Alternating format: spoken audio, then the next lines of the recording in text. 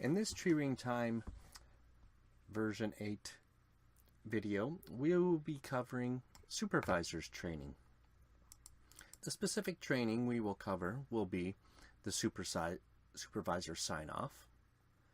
There's two techniques for doing that: changing a schedule temporarily and setting up a secondary supervisor. You should also see time card maintenance. To do the supervisor sign-off. The supervisor sign-off feature provides payroll administrators confirmation that each supervisor reviewed their employees' time cards and signed off that the timesheets are in order and ready for payroll. A manager can also be configured to do this function in addition to the supervisor. The sign-off function is designed to be performed at the end of each pay period and before the administrator runs payroll. This procedure works well in organizations where the supervisor is responsible for editing their employees' time records. The administrator can then run the supervisor sign-off exception report and determine if there are employees whose time cards have not been yet approved by the supervisor. The supervisor sign-off feature can be used in conjunction with the employee certification feature or independently. We have a separate video about this. If it is used with the employee certification feature, that function should be performed first by the employee before the supervisor signs off on the timesheet. There are some prerequisites. For a supervisor to use the supervisor sign-off, the following criteria must be met. The supervisor must be entered into the supervisor's form.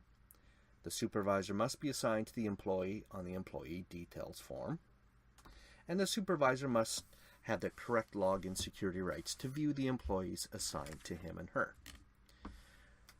We're going to first use the supervisor approval form for the supervisor sign-off.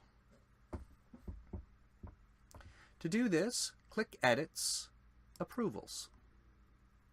You will notice Adam Ant, and over on the far right-hand side, there's a hyperlink called listed as Sign Off.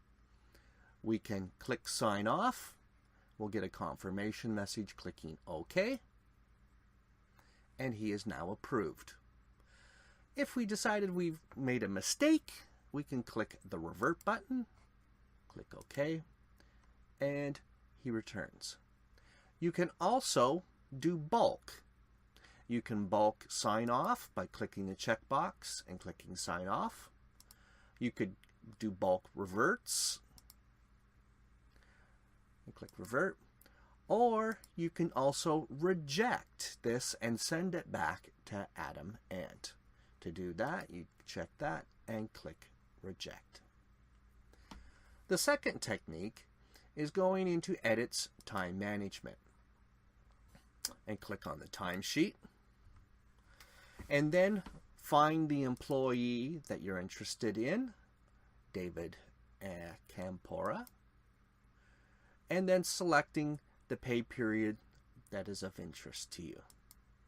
And we will go back a little bit here, and we would need to have a pay sheet that it's green all across the board before we can approve it. Click the Show Approvals, and you can click the Sign Off button. If you did not like what the employee had certified, you could click Revert Sign Off first, and that would send it back to the employee. We're going to sign off on David, so click Sign Off. We get the confirmation message, click OK, and now he's signed off. Notice that you could also now reject him or do the reversion just like we saw on the approval timesheet.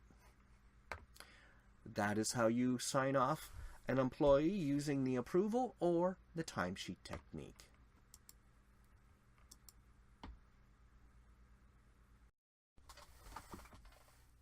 To change an existing schedule for an employee. It's often common that you must update employee schedule to match their work times to prevent early, late, or absence reports. There's other small changes that could happen, such as requesting to leave early one day, and this would be an early out. There are two different ways to change an employee's schedule. Choosing the correct method depends on whether or not the schedule change is permanent and temporary. For permanent changes to an employee schedule, reassign the employee schedule template or create a new one if necessary. If the change is temporary, such as an early in or late in, early out, late out, or for small modifications to the schedule, use the Edit Employee Schedule. This is what we'll take a look at now. To edit an employee schedule temporarily, go to the Edits tab, Employee Schedule. Choose the desired employee from the employee list. We're going to go with Bob Abbey. Notice that you can advance and back up through the schedule. If you want to change more than a particular week or whatever, you can jump around. Let's go back to today. Okay.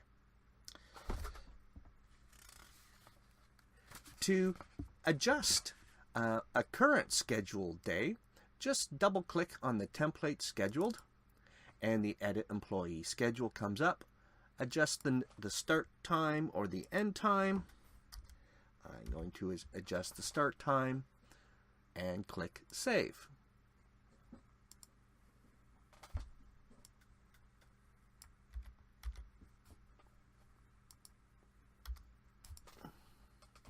And you'll notice that it suddenly shifted. If you needed to add a day, just right-click over the appropriate day and the appropriate time, add new schedule. You'll see the new employee schedule come up, starting at 5. Adjust the end time, 1600 hours.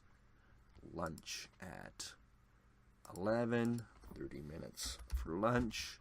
Click Save, and you have a new manual scheduled time.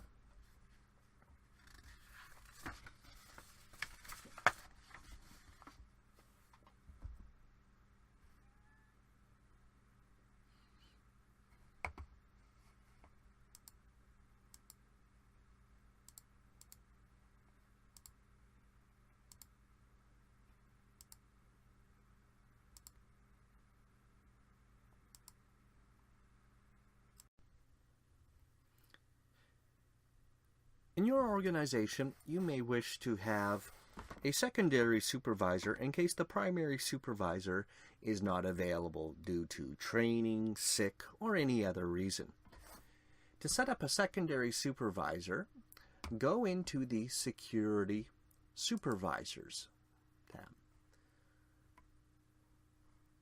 If the employee has already been assigned a primary supervisor, you can pick from a pre-existing list of supervisors. I'm going to use Jane Doe, and I'm going to assign an employee, and I have his employee number. So I enter it, click Filter. David's name comes up. I click on his name. I click Confirmed. Click OK. And I get an employee assigned successfully. David now has a secondary supervisor that if I do not complete his sign-off sheet, the secondary supervisor can do that. Your other option would be if you don't like any of these supervisors, you can add a new supervisor by clicking the Add New Supervisor and enter all of their information. You would then need to assign them as a secondary supervisor to that employee using the technique that I just showed you. This completes the supervisor training. Please check out our other videos on the TreeRing channel. There are many others for users and administrators.